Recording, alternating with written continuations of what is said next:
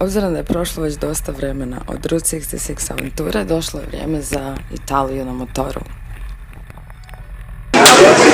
Prvo veće stajanje, Venecija.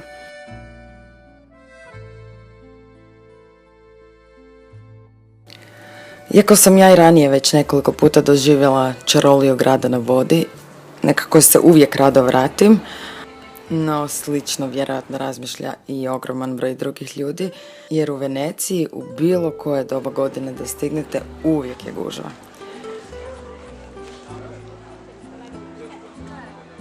Naravno, najveća je na najpopularnijem mjestu u gradu, a to je Trg Svetog Marka.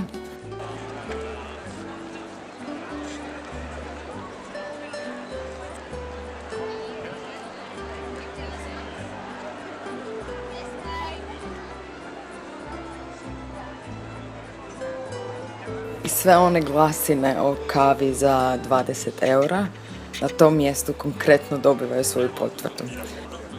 Iako sama Venecija ne nudi baš puno jeftinijih drugih opcija što se tiče uživanja u kavi, ipak ima mjesta gdje su cijene barem nešto normalnije.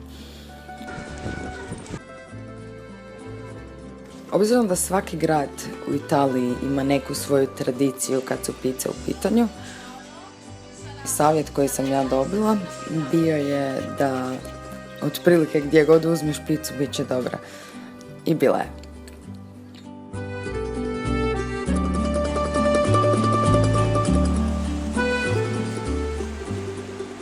Bez obzira na visoke cijene i stalnu gužvu, Venecija nekako uvijek opravda očekivanja i posebno obzirom na to koliko je blizu nas.